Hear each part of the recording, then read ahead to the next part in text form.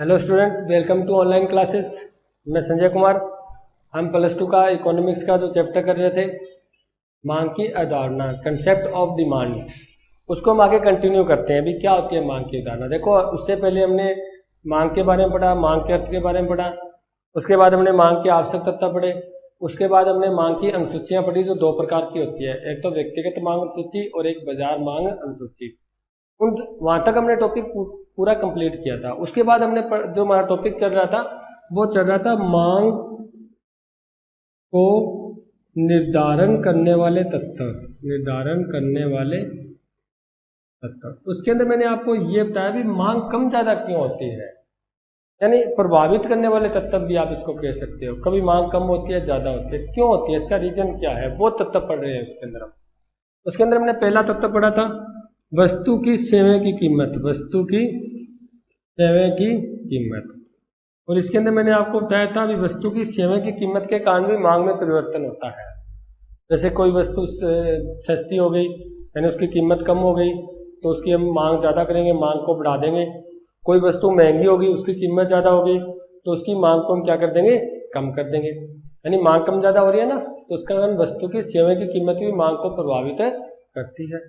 उसके बाद हमने नेक्स्ट इसके अंदर पढ़ा था संबंधित वस्तु की कीमत, संबंधित वस्तुओं की कीमत। और इसके अंदर हमने दो प्रकार की बात कही थी। एक तो वस्तु संबंधित वस्तु में पढ़ी थी हमने स्थानापन्न वस्तु, स्थानापन्न वस्तु। एक इसके अंदर में पढ़ी थी पूरक वस्तु। जैसे इसके अंदर हमने एग्जांपल लिया था चाय और कॉफी का। इसके अंदर हमने कहा था अगर चाय की कीमत बढ़ती है तो कॉफी की मांग बढ़ जाती है, यानी इन दोनों के बीच सीधा संबंध होता है, प्रत्यक्ष संबंध होता है। इसके अंदर हमने चाय लिया था पेन और स्याही का। इसके अंदर बताया था अगर पेन की कीमत बढ़ती है तो स्याही की मांग कम हो जाती है। क्यों हो जाती है? क्यों? दोनों साथ साथ चलती है। स्थानापन्न वस्तु वो होती है इसका एक के स्थान पर दूसरे का यूज किया जाता है, एक को छोड़ देते हैं, उसके स्थान पर दूसरी वस्तु ले आते हैं। क्यों? दोनों में गुण समान होते हैं। पूरक वस्तु वो होती है तो दोनों साथ साथ चलते हैं। अगर पेन लाओगे तो स्याही भी लेनी पड़ेगी, अगर पेन कम करोगे तो स्याही भी कम करनी पड़ेगी। ठीक है, जब पेन ही नहीं है तो स्याही का क्या करेंगे, क्यों खरीदेंगे उसको? इसी प्रकार यदि पेन की कीमत बढ़ती है तो लोग पेन की मांग कम कर देंगे, और पेन को कम खरीदेंगे, स्याही को भी कम खरीदेंगे। तो इसकी कीमत कम होने पर या कीमत अधिक होने पर इसकी मांग कम हो जाती है। इसकी कीमत अधिक होने पर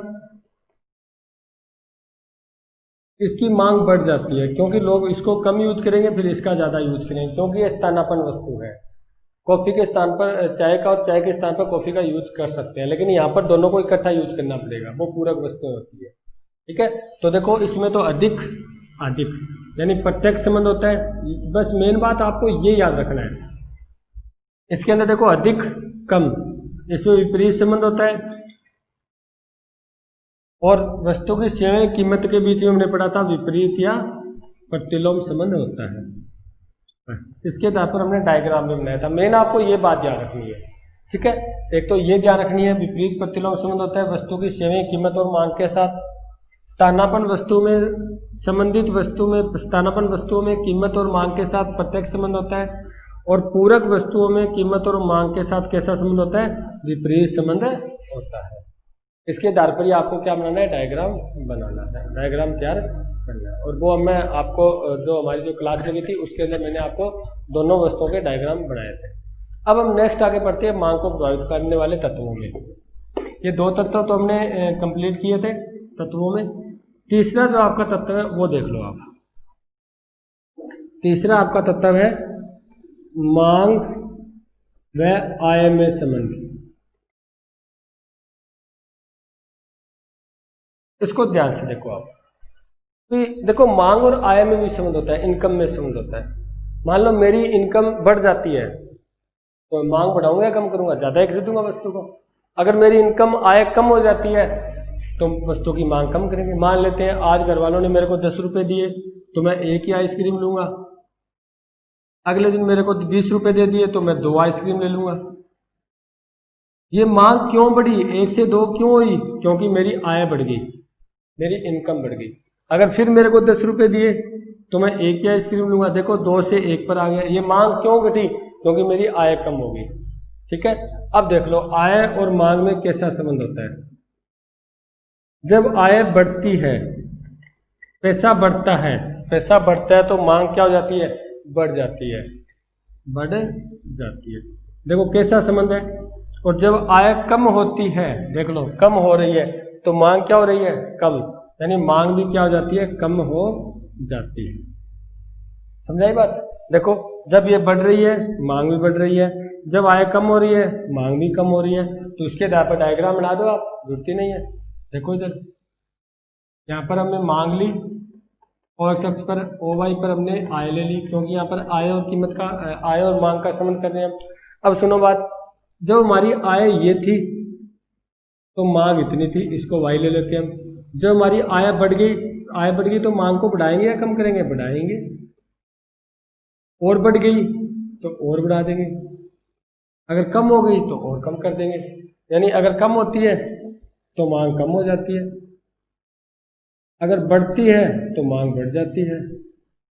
यहाँ तक बात समझाइए आपको, क्योंकि इसमें प्रत्यक्ष संबंध होता है। कैसा संबंध होता है, प्रत्यक्ष आपको दिखाई दे रहा है। धनात्मक कह सकते हो आप इसको, विपरीत नहीं, धनात्मक संबंध होता है। ठीक है, क्योंकि एक बढ़ती है दूसरी बढ़ती है, आय बढ़ती है तो मांग भी बढ़ती है, आय कम होती है तो मांग भी कम होती है। ये तो नॉर्मल सी बात है।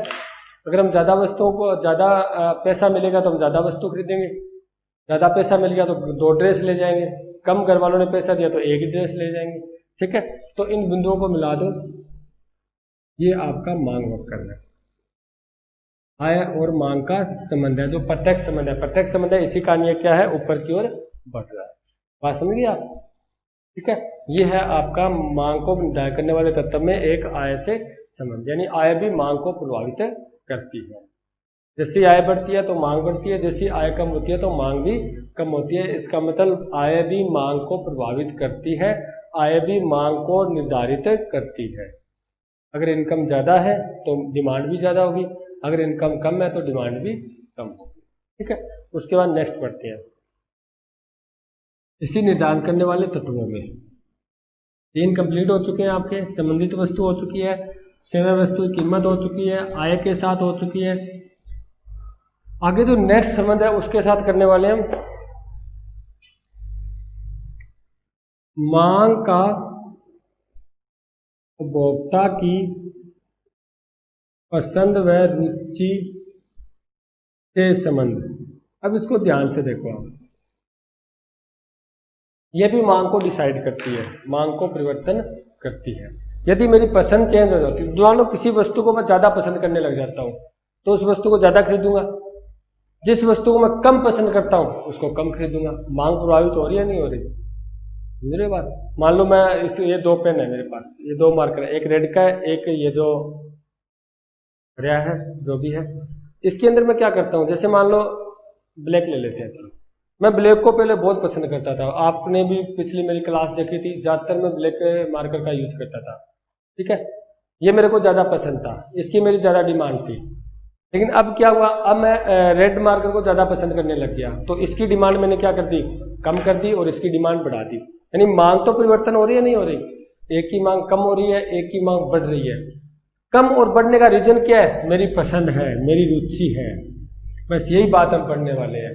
इसका मतलब मांग को निर्धारित यानी मांग को प्रभावित करने वाले तत्वों में उपभोक्ता की पसंद भी होती है और उपभोक्ता की रुचि भी होती है। अगर हमारी पसंद चेंज हो जाती है तो मांग भी चेंज कर देंगे, यानी जो चीज़ हमें ज़्यादा पसंद होती है उसकी मांग बढ़ा देंगे, जो हमें पसंद कम हो जाती है उसकी मांग घटा देंगे।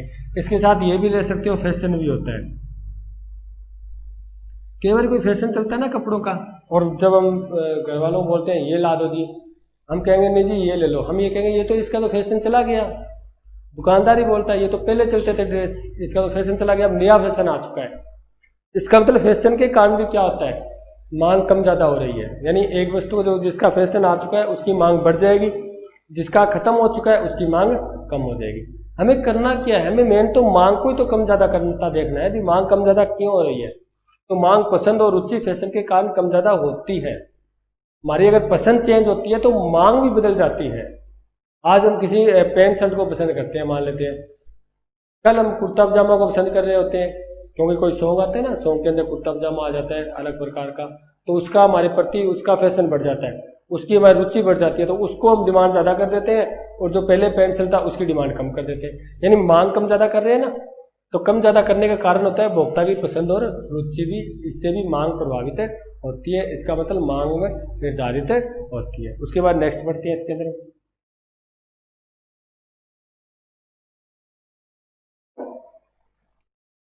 अगर इसके अंदर और बात करूं तो भविष्य में उपभोक्ता की प्रत्याशाएं, ये क्या होता है? देखो, ये कीमत प्रत्याशाएं भी होती है। क्या होती है? कीमत प्रत्याशाएं भी होती है। कैसे? मान लेते हैं आज किसी वस्तु की कीमत बढ़ गई, कीमत बढ़ गई, उसके बाद हम ये सोचते हैं जैसे आज बढ़ी है, और हमें ये भी मालूम हो गया भविष्य में, विषय होता है फ्यूचर की, मतलब आगे फ्यूचर की बात हो रही है, भविष्य की बात हो रही है, हमें साथ में ये भी पता चल गया भी कल और मांग बढ़ेगी उसकी, सॉरी कीमत बढ़ेगी, परसों और कीमत बढ़ेगी उसकी। तो ऐसी स्थिति में हम क्या करते हैं? उसकी डिमांड बढ़ा देते हैं। क्यों बढ़ा देते हैं? क्योंकि हमें पता है कल वो और महंगी वस्तु मिलेगी, उसके दिन आगे फिर और महंगी मिलेगी, इससे अच्छा आज ही खरीद लें। तो सिर्फ और सिर्फ भविष्य की प्रत्याशाएं देखकर, अंदाजा लगाकर हम वस्तु की डिमांड बढ़ा देते हैं। मांग तो बढ़ रही है ना, हमें ये पता है भी आने वाले टाइम में 10 दिनों के बाद ये वस्तु सस्ती हो जाएगी, तो आज उसकी मांग घटा देंगे हम, क्योंकि हम 10 दिनों के बाद ही खरीदेंगे। जब हमारे होता है ना, हम कोई मान लो मोबाइल वगैरह, जो मोटरसाइकिल, बाइक खरीदते हैं, तो वो हमारे दोस्त ही है, परिवार वाले भी कह देते हैं अभी दिवाली आने वाली है, उसमें ऑफर आएगा, उस दौरान खरीद लेना ताकि आपकी बचत हो जाए, कीमतें कम होगी। या न्यू ईयर है, उसके अंदर ऑफर आएंगे। तो कहने का मतलब है अगर भविष्य में ऐसी संभावनाएं व्यक्त हो जाए, प्रत्याशाएं आ जाए, हमें ऐसा अंदाजा लग जाए भविष्य में इस वस्तु की कीमत कम होने वाली है, तो आज उस वस्तु को हम कम खरीदेंगे ताकि आगे हम कम कीमत में खरीद लें उसको। हमें पता है आने वाले टाइम में इसकी कीमतें बढ़ने वाली है, तो आज उसकी मांग हम ज़्यादा करेंगे, यानी उसको हम ज़्यादा खरीदेंगे। इसका मतलब भविष्य में प्रत्याशाएं द्वारा भी क्या होती है? मांग कम ज़्यादा होती है, मांग कम ज़्यादा होती है। उसके बाद करें हम, ये तो छोटे छोटे टॉपिक है। जनसंख्या का आकार, यानी ये भी क्या करता है? मांग को कम ज्यादा करता है। देखो पहले भारत में जनसंख्या कम थी तो वस्तुओं की डिमांड भी कम थी। देखिए मेरे परिवार में पहले 4 सदस्य थे, हम वस्तुएं कम आवश्यकता थी, कम डिमांड करते थे। अब 13 सदस्य हो चुके हैं। इसका मतलब क्या हो गया? डिमांड बढ़ गई, मांग बढ़ गई। लेकिन जितना जनसंख्या का आकार बढ़ेगा उतनी मांग ज्यादा बढ़ेगी, जितना जनसंख्या का आकार कम होगा उतनी मांग कम होगी। अगर इसके आकार के अंदर भी देखें, अगर टोटल भारत की जनसंख्या में युवाओं की संख्या ज्यादा है, युवाओं की संख्या ज्यादा है, तो ऐसी स्थिति में किस वस्तु की डिमांड होगी? ज्यादा मोबाइल की डिमांड होगी, क्योंकि युवा ज्यादा क्या रखना चाहते हैं? मोबाइल को रखना चाहते हैं। ये जनसंख्या के कार पर डिपेंड करता है, अभी कौन से मतलब एज के वहां पर लोग ज्यादा निवास करते हैं। या ज्यादा युवा निवास करते हैं तो ज्यादा जैसे मोबाइल वगैरह, बाइक वगैरह, उनकी डिमांड होगी। ज्यादा वृद्ध निवास करते हैं तो इनकी डिमांड नहीं होगी, कोई अलग वस्तु की डिमांड होगी। तो कहने का मतलब जनसंख्या का आकार से भी क्या होता है? मांग कम ज्यादा होती है। उसके बाद हम नेक्स्ट बात करें, हम राष्ट्रीय आय का वितरण। राष्ट्रीय आय का वितरण, ये जो राष्ट्रीय आय का वितरण होता है ना, ये भी मांग को कम ज्यादा करता है। वितरण होता है बांटना, जो इनकम है वो बढ़ती कैसे है। यदि हम बात करें इसका असमान वितरण हो, क्या हो? असमान वितरण। इसका मतलब कुछ लोगों को तो ज्यादा मिल जाए, जैसे मान लो 70% लोगों को तो 90% पैसा मिले, और 90% लोगों को सिर्फ 10% ही पैसा मिले, तो ये तो गरीब है, उनको तो बहुत कम पैसा मिल रहा है। ये अमीर है, इनको ज्यादा पैसा मिल रहा है।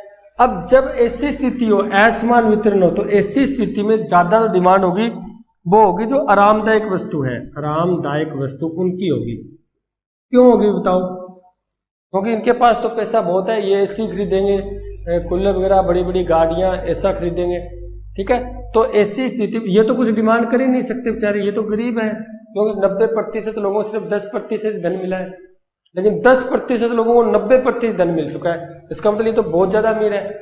और ऐसी स्थिति में डिमांड करेंगे, अपनी सुख सुविधा की डिमांड करेंगे, बड़ी बड़ी गाड़ियां लेके आएंगे, बड़ी बड़ी मतलब मकान डालेंगे, एसी लगाएंगे, बढ़िया अच्छे कूलर वगैरह, यानी बड़ी बड़ी बातों की बात करेंगे या बड़ी बड़ी डिमांड की जाएगी, यानी आरामदायक वस्तुओं की, या आप कह सकते हो विलासितापूर्ण, विलासितापूर्ण वो होती है जो अपने जीवन को आरामदायक बनाती है, सुखमय बनाती है, उन वस्तुओं की ज़्यादा डिमांड होगी। यदि हम बात करें वितरण समान है, इसका मतलब जो सबको 100% पैसा मिला है वो 100% लोगों को मिला है, यानी बराबर बांटा गया है। बराबर बांटा गया तो ऐसी स्थिति में जो डिमांड होगी ना वो आवश्यक वस्तुओं की होगी, आवश्यक वस्तुओं की, क्योंकि किसी को ज्यादा पैसा मिला ही नहीं है। पहले तो 90% जो पैसा था वो 10% लोगों को ही मिल गया, तो उनके बाद तो पैसा बहुत ज्यादा हो गया, वो तो बड़ी बड़ी डिमांड रखने लग गए, आरामदायक वस्तु खरीदने लग गए। यहाँ पर जो 100% पैसा है वो 100% लोगों में बटा है, इसका मतलब पैसा किसी के पास ज्यादा है ही नहीं, ज्यादा नहीं है, जो आवश्यक वस्तु है सिर्फ उसी की डिमांड होगी, इनकी डिमांड नहीं होगी। सिर्फ आवश्यक वस्तु खरीदेंगे वो, जैसे रोटी कपड़ा मकान चिकित्सा आपकी बात करते हो, सिर्फ उन्हीं की डिमांड होगी, अन्य वस्तुओं की नहीं, आरामदायक वस्तुओं की डिमांड नहीं होगी। यानी ऐसी स्थिति में इनकी मांग बढ़ जाती है, ऐसी स्थिति में इनकी मांग बढ़ जाती है जो आवश्यक वस्तुएं होती है। और ये आवश्यक वस्तुएं गिफिन वस्तुएं कौन सी होती है ये आगे हम पढ़ेंगे। टोटल आवश्यक वस्तुएं जो होती है जो हमारे जीवन को चलाने के लिए आवश्यक होती है, उनके बिना हमारा जीवन नहीं चल सकता। आरामदायक वस्तु वो होती है उनके बिना जीवन चल सकता है हमारा। मेरे पास मोबाइल नहीं है तो इसका मतलब मेरा जीवन नहीं चल सकता क्या? मेरे घर में एसी नहीं है तो मेरा जीवन नहीं चल रहा? हाँ, अगर गेहूं नहीं है फिर जीवन चलना मुश्किल हो जाएगा। तो गेहूं आवश्यक वस्तु है, एसी मोबाइल है वो आवश्यक वस्तु नहीं है, वो आरामदायक कह सकते हो, विलासितापूर्ण वस्तु कह सकते हो। इनकी डिमांड तभी होती है जब असमान वितरण होता है, आवश्यक वस्तुओं की ज्यादा मांग तब होती है जब समान वितरण होता है। ठीक है, यहाँ तक आपके हो गए मांग को निर्धारण करने वाले तत्व। उसके अंदर हमने वस्तु की सेवाएं कीमत के साथ मांग का संबंध पढ़ा है, पक्का याद करना आपको, दोनों में क्या संबंध है, कैसा संबंध है, विपरीत है, प्रतिलोम है। इसमें हमने आय और मांग के साथ संबंध पढ़ा है, कैसा संबंध है। इसमें हमने संबंधित वस्तुओं के अंदर स्थानापन्न और पूरक वस्तुओं के साथ संबंध पढ़ा है। इसके अंदर हमने उपभोक्ता की पसंद और रुचि के बारे में पढ़ा है, विषय की प्रत्याशाओं के बारे में पढ़ा है, जनसंख्या के आकार के बारे में पढ़ा है और राष्ट्रीय आय के वितरण के बारे में पढ़ा। तो ये आपका एक क्वेश्चन हो चुका है, प्रश्न हो चुका है, कौन सा? मांग को निर्धारण करने वाले तत्व या मांग को प्रभावित करने वाले तत्व। ठीक है, या आप कह सकते हो मांग को कम ज्यादा करने वाले तत्व, वो ये तत्व है। और टोटल आपको सिर्फ यही तत्व पढ़ने हैं। मांग का नियम पढ़ोगे आप, आगे भी हम नेक्स्ट टाइम जो टॉपिक करेंगे वो इससे संबंधित ही करेंगे। तो चलो पढ़ते हैं आगे। अब आगे आपका जो नेक्स्ट तत्व जो टॉपिक है वो है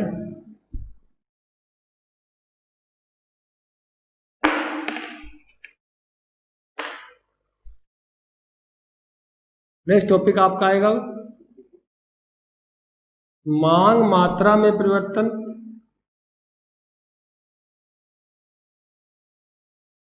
वह मांग में परिवर्तन।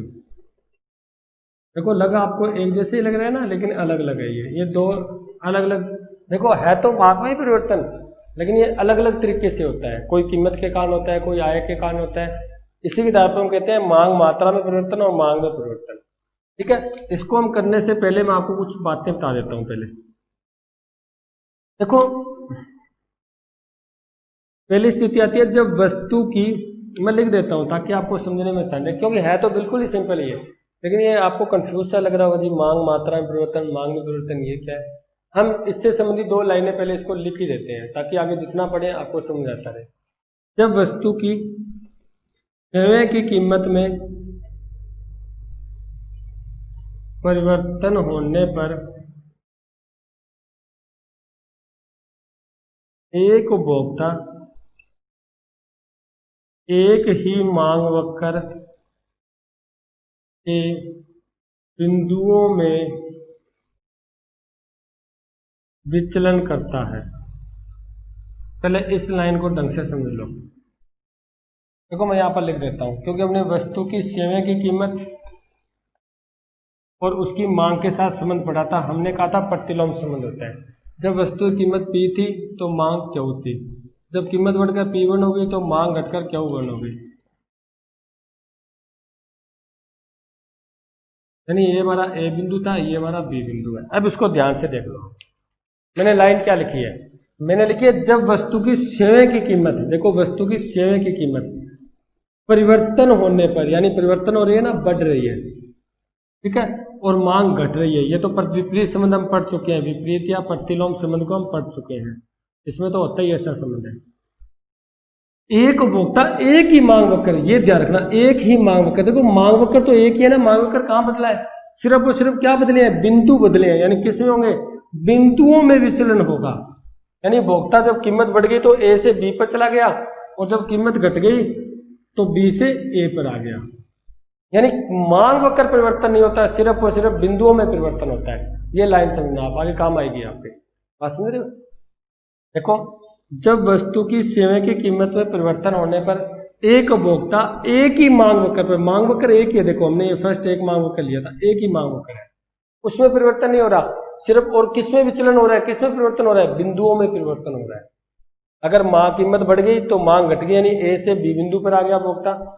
अगर कीमत घट गई तो मांग बढ़ गई तो बी से ए बिंदु पर आ गया। इसका मतलब एक लाइन पक्का दिमाग में डाल लो कि जब वस्तु की सेवा की कीमत परिवर्तन होती है तो उसमें मांग वक्र नहीं परिवर्तन होता। ठीक है, मैं लिख देता हूं, जब वस्तु की सेवा की कीमत परिवर्तन होती है तो मांग वक्र परिवर्तन नहीं होता। तो कौन परिवर्तन होता है, बिंदु परिवर्तन होते हैं। कौन होता है, बिंदु परिवर्तन होते हैं। देखो मैंने क्या लिखा है इस डायग्राम, इसको देख के मैंने डायग्राम बना दिया, डायग्राम को देख के मैंने ये लाइन लिख दी। ठीक है, मांग वक्र परिवर्तन नहीं होता, मांग वक्र वही है, लेकिन बिंदु परिवर्तन हो रहे हैं। अगर कीमत बढ़ती है तो ए से बी पर चला जाएगा, घटती है तो बी से ए पर आ जाए। यानी बिंदु में विचलन होता है, मांग वक्र में विचलन नहीं होता। और इसमें शर्त क्या होती है, शर्त होती है सेवा की कीमत, ये नहीं भूलना आपको।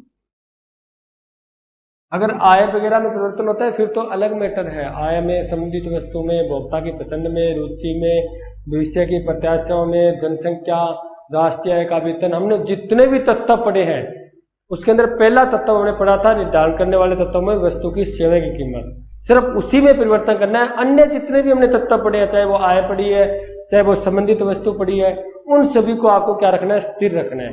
क्या करना है, स्थिर रखना है। तो इसके साथ आप एक लाइन जोड़ सकते हो, अन्य बातें स्थिर रहते हुए, अन्य बातें स्थिर रहते हुए।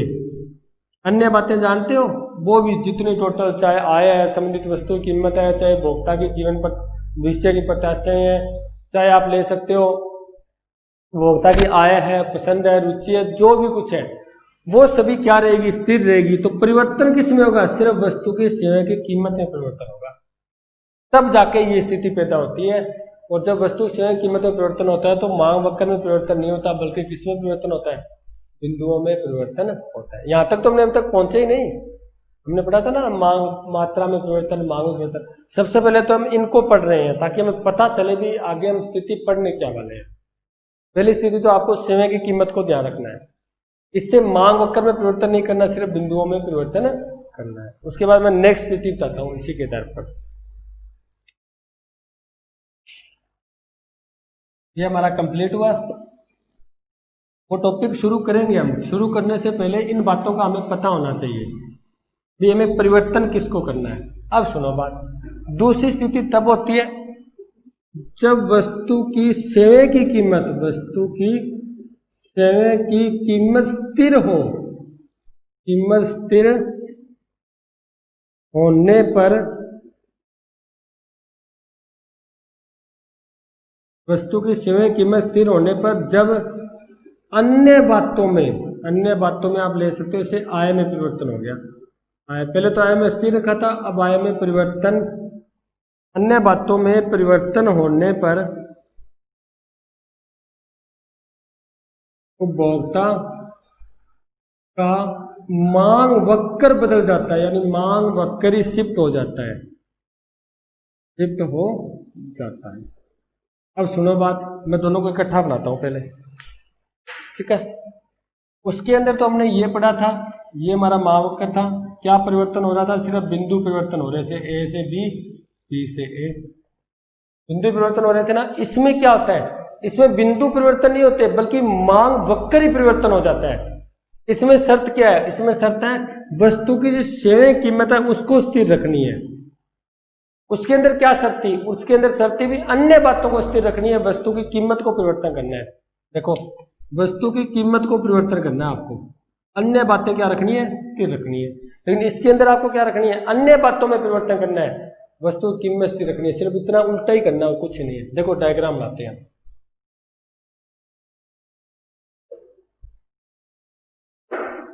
डायग्राम से सब समझाओगे आप। देखो हम पी कीमत पर क्यू मांग करते थे, किसकी मांग करते थे, क्यू की। ये हमारा पहला डायग्राम था, जो आपका डिमांड वक्र है, यानी आप ले सकते हो इसको डीडी वक्र, DD1 पहला वक्र था। अब ये हम ये कहें कि वस्तु की कीमत तो स्थिर रहती है, क्योंकि देखो सेवा की कीमत स्थिर रहने पर वस्तु की कीमत तो स्थिर रहती है और हमारी आय कम हो जाती है। आप बताओ, आय कम हो जाती है तो हमने आय और मांग के साथ कैसा संबंध किया था, प्रत्यक्ष किया था ना, भी आय कम होगी तो मांग भी क्या होगी, कम होगी। कम होगी तो मांग घटकर कहाँ जाएगी, यहां आ जाएगी Q1 पर। कीमत तो स्थिर है, इस पर भी कीमत P है और इस पर भी कीमत P है, और आपका नया वक्र बनेगा D2 ये बनेगा। इसका मतलब इसमें पूरा वक्र ही परिवर्तन हो रहा है ना, क्योंकि कीमत स्थिर है। क्या है, कीमत स्थिर है, आय के कारण परिवर्तन हो रहा है। जब आय के कारण परिवर्तन होगी तो कीमत के अंदर जो डिमांड वक्र है वही चेंज हो जाएगा। अगर हम ये कहें कीमत स्थिर होने पर अगर भोक्ता की आय बढ़ जाती है, भोक्ता की आय बढ़ जाती है तो भोक्ता मांग को बढ़ा देगा। तो देखो कीमत तो स्थिर है, वही है कीमत तो, बल्कि मांग बढ़कर Q2 चली गई। इसका मतलब ये नया वक्र आपका D3 यानी दाईं ओर शिफ्ट हो गया। यानी इसके अंदर क्या होता है, पूरे का पूरा मांग वक्र ही चेंज हो जाता है। बात समझ रहे हो क्या? बस ये दो बातें आपको याद रखनी है। एक तो क्या याद रखनी है, अन्य बातें स्थिर रखनी है, अन्य बातें जो भी आए पसंद जो भी आपने पढ़ी है बातें स्थिर रखनी है, और सिर्फ वस्तु की कीमत को परिवर्तन करना है, वस्तु की कीमत को परिवर्तन करना है। तब तो क्या होता है, तब ये होता है भी डिमांड वक्र तो एक ही रहता है और सिर्फ बिंदुओं में परिवर्तन होता है। ये बात याद रखना है, ए से बी, बी से ए। पहली शर्त तो आपको ये पता होना चाहिए, सिर्फ वस्तु की कीमत में परिवर्तन करना है। दूसरी शर्त आपको क्या करना है, कीमत को स्थिर रखना है, ठीक है, और जो मांग को परिवर्तन करना है वो आय के कारण करना है। जब ये थी कीमत, ये वक्र, और जैसे ही आय बढ़ गई तो मांग बढ़कर Q1 हो गई, यानी कीमत इसमें स्थिर है। यानी इसके अंदर आपको क्या करना है, इसके अंदर आपको मांग वक्र परिवर्तन करना है। इसमें तो आपको बिंदु परिवर्तन करने हैं, मांग वक्र एक ही रखना है। इसके अंदर आपको कीमत स्थिर रखोगे तो मांग वक्र को परिवर्तन करना है, कीमत को स्थिर रखना है। बस ये दो ही शर्तें हैं। इन दो शर्तों के आधार पर आपका जो मैंने प्रश्न शुरू किया था, मांग मात्रा में परिवर्तन, मांग में परिवर्तन, वो कंप्लीट होने वाला है। इसको ध्यान से देख लो आप, ठीक है। वैसे हार्ड नहीं है, आप बना सकते हो। देखो मैं बनाता हूँ आपको, सर इसको याद कैसे करें, बिल्कुल सिंपल है। कैसे याद करोगे इसको आप, मैं अन्य सभी बातों को स्थिर मान लेता हूँ। पहली शर्त तो आपको रखनी ही पड़ेगी, ध्यान रखना, क्योंकि कोई, मैं कहता हूँ मेरे, एक बार एग्जांपल देता हूँ, मान लेते हैं मेरे पास 10 रुपए की वृद्धि हुई। मैं कहता हूँ मेरे पास 10 रुपए की वृद्धि हुई। अब मेरे पास कितने पैसे हैं, आप क्या, हो सकता है मेरे पास पहले 0 रुपये ही हो सकता है पहले मेरे पास 10 हो तो 20 हो जाएंगे, हो सकता है पहले मेरे पास 50 हो तो 60 हो जाएंगे। इसका मतलब आप पूछोगे मेरे से, सर आप बताओ सर पहले क्या स्थिति है, पहले आपके पास कितने पैसे थे, तभी तो आप बता पाओगे। तो इसका मतलब जब भी आप डायग्राम शुरू करो तो उसके अंदर पहली स्थिति आपको पता होनी चाहिए। ये तो आपको मानना ही पड़ेगा। यहाँ लिखोगे हम, जैसे रेखा चित्र में ओपी कीमत पर, ये ओपी कीमत होगी ना, वस्तु की मांग ओ क्यू के बराबर है, ठीक है, यानी या ओ क्यू है। इसका मतलब ओपी कीमत पर ओ क्यू, पहली स्थिति तो लिखनी पड़ेगी ना, तभी तो हमें पता चलेगा भी परिवर्तन कैसे हो रहा है।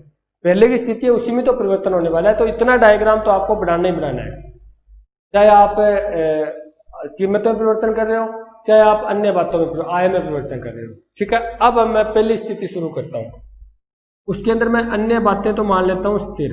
इसका मतलब मेरी आय भी स्थिर है, मेरी पसंद भी स्थिर है, पसंद में भी कोई बदलाव नहीं हो रहा, फैशन भी स्थिर है, रुचि भी स्थिर है, भविष्य में जो प्रत्याशा है वो भी स्थिर है, उसके अंदर कोई मैटर नहीं है, जनसंख्या भी स्थिर है, जो आय का वितरण है जो पहले था वही अब है, इसका मतलब सब कुछ स्थिर है।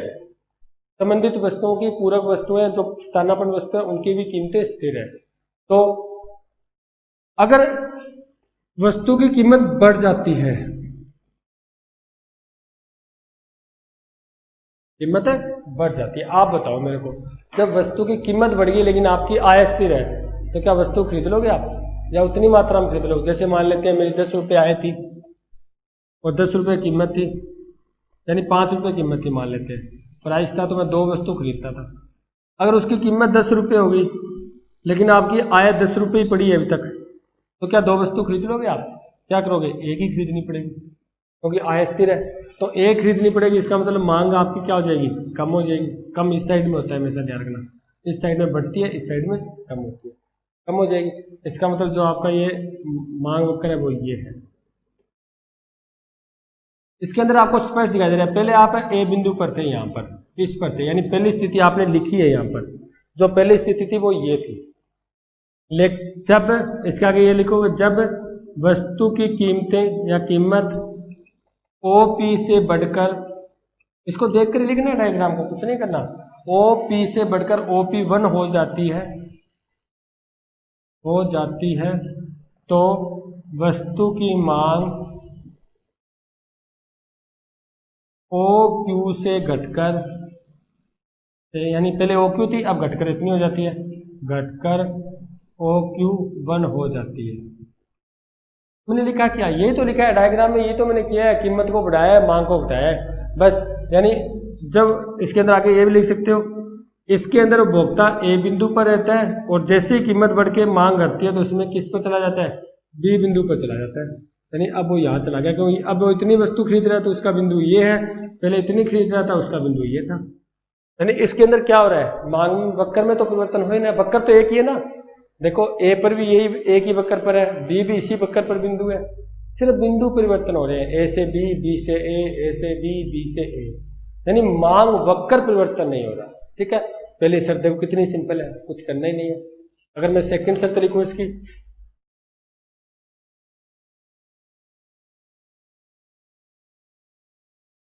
देखो मैंने आपको क्या कहा था, पहली स्थिति तो आपको करनी है, P और Q आप क्या लिख दोगे? कीमत है या मात्रा है या मांग है। आप लिखोगे OP, जैसा कि रेखा चित्र में स्पष्ट है कि ये लिखनी है बात, रेखा चित्र में स्पष्ट है कि जब वस्तु की कीमत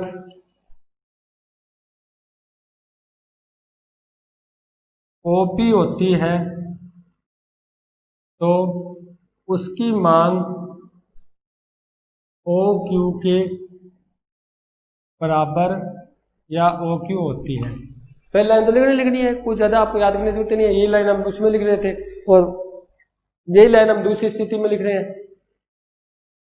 पर इसमें शर्त क्या रखनी है आपको? इसमें कीमत तो क्या रखनी है? स्थिर रखनी है, कीमत स्थिर रखनी है, और अन्य बातें क्या करनी है? परिवर्तन से आय परिवर्तन करनी है। अन्य आय वो अन्य बातें में आता है, आय में परिवर्तन करना है। तो देख लो, अब मैं नीचे लिख देता हूं, जब यहां लिख दो कीमत स्थिर रहते हुए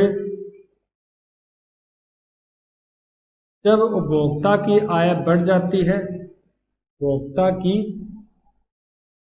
आय बढ़ जाती है तो उपभोक्ता उस वस्तु की मांग को बढ़ा देता है, अर्थात वह दाईं ओर मांग वक्र पर चला जाता है, मांग वक्र पर चला जाता है। दाईं ओर जानते हो, जो आप इधर मुंह करके लिख रहा हूं, ये दाईं ओर, यही बोर्ड का दाईं ओर है, ये मेरा बाईं ओर, ये बोर्ड का बाईं ओर है। ठीक है, तो देखो इसमें कीमत स्थिर है, इसका मतलब कीमत की रेखा तो स्थिर रहेगी, कीमत में परिवर्तन हो ही नहीं रहा। तो पहला आपका मांग वक्र ये था D1 D1। ठीक है, जैसे आय बढ़ गई, आय बढ़ गई तो आपने क्या कर दी, मांग को बढ़ा दिया। आय बढ़ेगी तो मांग तो ज़्यादा ही बढ़ेगी, यानी मान लो मेरी आय बढ़ गई, इनकम बढ़ गई, तो मैं वस्तु को ज़्यादा ही खरीदूंगा। जैसे हमने आइसक्रीम का उदाहरण लिया था, पहले मेरे को 10 रुपये मिलते थे तो मैं एक आइसक्रीम खाता था। जैसे ही मेरे को 20 रुपये मिलने लग गया तो मैं 2 आइसक्रीम की डिमांड करने लग गया। तो इसका मतलब कीमत तो उतनी है आइसक्रीम की, लेकिन जो डिमांड बढ़ी है वो आय के कारण बढ़ी है। ठीक है, तो जो नया वक्र बनेगा वो D2 बनेगा। इसके अंदर क्या रखना आपको, कीमत स्थिर है। देख लो, इस वक्र पर भी कीमत P है, इस वक्र पर भी कीमत P है। ठीक है, तो ऐसी स्थिति में क्या हो जाएगा, मांग वक्र ही परिवर्तन हो जाएगा, मांग वक्र ही परिवर्तन हो जाएगा। बस बिल्कुल सिंपल तरीके से आपको, सिर्फ बिल्कुल सिंपल वे के अंदर मैंने आपको ये करवा दिया है। इसके अंदर कोई ज़्यादा बड़ा मैटर नहीं पड़ना आपको, सिर्फ आपको एक किस बात को स्थिर रखना है, किस बात को परिवर्तन करना है, उससे किस में परिवर्तन होने वाला है, बिंदुओं में परिवर्तन होने वाला है, मांग वक्र में परिवर्तन होने वाला है। ठीक है डियर स्टूडेंट, यहाँ तक आपने जो पढ़ा है। अब हमारा जो टॉपिक चल रहा था ना, मांग मात्रा में परिवर्तन और मांग में परिवर्तन, इतना आप नोट्स बना लेना, इतना इसको बड़े तरीके से याद कर लेना। अगर आपको ये 2 बातें याद हो गई ना, तो ये मान के चलो आगे वाला जो हम टॉपिक करने वाले हैं, जो मांग मात्रा में परिवर्तन और मांग में परिवर्तन, वो आपके कंप्लीट है। सिर्फ आपको 1-2 नाम याद करने हैं, वो भी बिल्कुल सिंपल, विस्तार, संकुचन, कमी, वृद्धि, बस। ठीक है, तो ये क्लास यहाँ तक ही है, इसको हम नेक्स्ट क्लास में पूरी करेंगे। Thank you.